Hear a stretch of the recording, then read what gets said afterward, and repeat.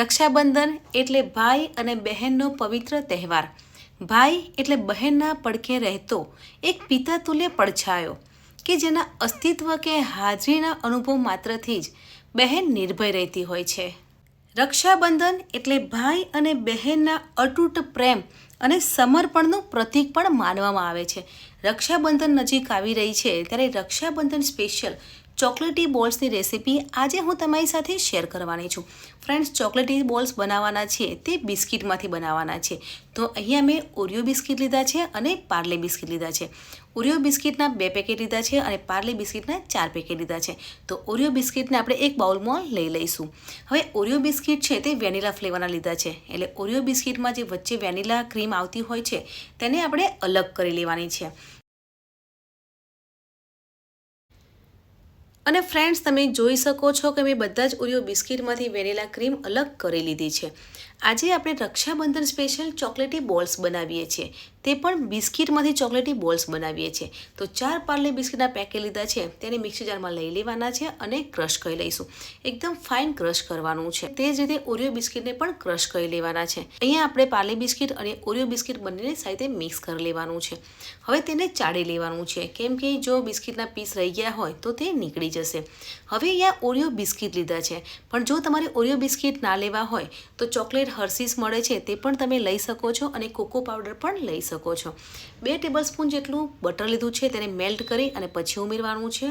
અને 2 tablespoon milk powder એટલે કે દૂધનો પાવડર ઉમેરવાનો છે. ફ્રેન્ડ્સ, મિલ્ક પાવડર ઉમેરવાથી ચોકલેટ બોલ્સનો ટેસ્ટ છે તે બહુ સરસ આવે છે. હવે બધી સામગ્રીને સાથે મિક્સ કરવાની છે અને થોડું હુંફાળું દૂધ લેવાનું છે. દૂધ ઉમેરતા જવાનું છે અને ડો રેડી કરતા હોઈએ તે રીતે ડો રેડી કરવાનો છે. જેમ આપણે ભાખરીનો લોટ બાંધતા હોઈએ છીએ તે જ રીતે અહીંયા આપણે એક ડો રેડી કરીશું. દૂધ એકસાથે નથી ઉમેરવાનું, જો એકસાથે ઉમેરશો તો ડો છે તે ઢીલો થઈ જશે. તો આ રીતનો એક ડો રેડી કરી લઈશું. હવે જે વેનીલા ક્રીમ અલગ કરી હતી તેને આપણે નાના નાના બોલ્સ વાળી લેવાના છે. જે નાના નાના લાડુ વાળતા હોઈએ છીએ તે વાળી લઈશું. ફ્રેન્ડ્સ, તમારે ચોકલેટ મોટી બનાવવી હોય તો બોલ્સ મોટા બનાવવાના છે. અહીંયા હું મીડિયમ સાઇઝની ચોકલેટ બનાવવાની છું, એટલે નાના બોલ્સ રેડી કરીશ. તો તમે જોઈ શકો છો કે આ રીતે વેનીલા ક્રીમના બોલ્સ છે તે મેં રેડી કરી લીધા છે. ફ્રેન્ડ્સ, અહીંયા ચોકલેટી બોલ્સને ટેસ્ટી બનાવવા માટે મેં ડાર્ક ચોકલેટ લીધી છે. તમારે ડાર્ક ચોકલેટ ના લેવી હોય તો ડેરી મિલ્ક પણ લઈ શકો છો કે કોઈ પણ ચોકલેટ લઈ શકો છો. હવે ચોકલેટને મેલ્ટ કરવાની છે. તમે ડબલ બોઇલથી પણ ચોકલેટને મેલ્ટ કરી શકો છો. અહીંયા મેં ઓવનમાં મૂકી અને ચોકલેટને મેલ્ટ કરી છે. અને ચોકલેટી સોસ બનાવતા હોઈએ છીએ તે રીતે એક સોસ રેડી કરી લઈશું. અહીંયા આપણે ડાર્ક ચોકલેટ એકલી મેલ્ટ કરી છે એટલે ઠીક છે, પણ આજે આપણે ચોકલેટી સોસ બનાવવાનો છે. તો તેની માટે થોડું દૂધ ઉમેરવાનું છે અને પછી મેલ્ટ કરવાનું છે, એટલે ચોકલેટી સોસ છે તે રેડી થઈ જશે. તો અહીંયા આપણે ચોકલેટી સોસ છે તે રેડી થઈ ગયો છે. તો હવે આપણે ચોકલેટી બોલ્સ બનાવીશું. હવે ચોકલેટી બોલ્સ તમારે મોટા કે નાના જે તે બનાવવા હોય તે રીતે તમે બનાવી શકો છો. અહીંયા હું મીડિયમ સાઇઝના ચોકલેટી બોલ્સ બનાવવાની છું, એટલે આ રીતે બોલ્સ બનાવવાના છે અને વચ્ચે વેનીલા ક્રીમ મૂકી અને ગોળ વાળી લેવાનું છે. તો તમે જોઈ શકો છો કે આપણે ચોકલેટી બોલ્સ છે તે બનીને તૈયાર થઈ ગયા છે. આ જ રીતે આપણે બધા જ ચોકલેટી બોલ્સ છે તે બનાવી લઈશું. ફ્રેન્ડ્સ, તમારે માપ માટે એક સ્પૂન લેવી હોય તો પણ લઈ શકો છો, કેમ કે એક સ્પૂનથી એક સરખા બોલ છે તે બનીને તૈયાર થાય છે.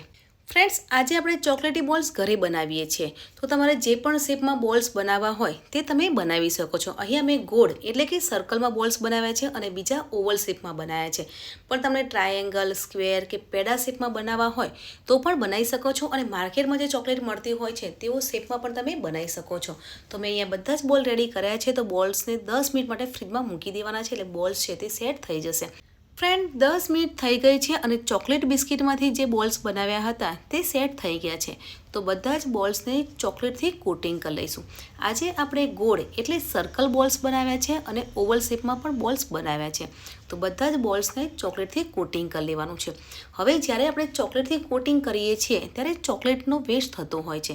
હવે ચોકલેટનો વેસ્ટ ના થાય તેની માટે એક પ્લેટ લેવાની છે અને પ્લેટની ઉપર એક જાળીવાળું સ્ટેન્ડ મૂકવાનું છે અને સ્ટેન્ડની ઉપર આપણે બોલ્સને મૂકી દેવાના છે, એટલે એક્સ્ટ્રા ચોકલેટ હોય તે નીચે નીકળી જશે અને બોલ્સનો શેપ છે તે ગોળ અને ઓવલ જ રહેશે. તો અહીંયા મેં એક પ્લેટની ઉપર જારીવાળું સ્ટેન્ડ મૂક્યું છે અને તેની પર બધા જ બોલ્સ મૂકી દીધા છે, જેથી એક્સ્ટ્રા ચોકલેટ છે તે નીચે નીકળી ગઈ છે. હવે ચોકલેટ બોલ્સને આપણે 20 મિનિટ માટે ફ્રીજમાં મૂકી દેવાની છે, એટલે જે ઉપરની ચોકલેટ છે તે સેટ થઈ જશે અને તમે જોઈ શકો છો કે આપણી ચોકલેટ છે તે સરસ એવી સેટ થઈ ગઈ છે. એટલે ચોકલેટી બોલ્સ છે તે બનીને તૈયાર થઈ ગયા છે. આ એકદમ ઇઝી રીત છે અને ફટાફટ બનીને પણ તૈયાર થઈ જાય છે. આ ચોકલેટી બોલ્સ છે તે તમે બાળકો સાથે પણ બનાવી શકો છો. રક્ષાબંધન એટલે ભાઈ અને બહેનનો પવિત્ર તહેવાર અને આજે આપણે રક્ષાબંધન સ્પેશિયલ ચોકલેટી બોલ્સ બનાવ્યા છે. તો ચોકલેટી બોલ્સની ઉપર ગોલ્ડન બોલ્સની ગાર્નિશિંગ કરીશું તો પરફેક્ટ એવા ચોકલેટી બોલ્સ બનીને તૈયાર થઈ ગયા છે. તમે રક્ષાબંધન સ્પેશિયલ શું બનાવ્યું છે મને કમેન્ટમાં જરૂર જણાવજો, એટલે મને પણ આઈડિયા આવે કે મારા વ્યૂઅર્સ રક્ષાબંધન સ્પેશિયલ શું બનાવ્યું. તો તમને આજે મારી ચોકલેટી બોલ્સની રેસીપી કેવી લાગી કમેન્ટમાં જરૂર જણાવજો. મળીએ છીએ નવી આસાન અને હેલ્ધી રેસીપી સાથે. ત્યાં સુધી બાય બાય, જય શ્રી કૃષ્ણ.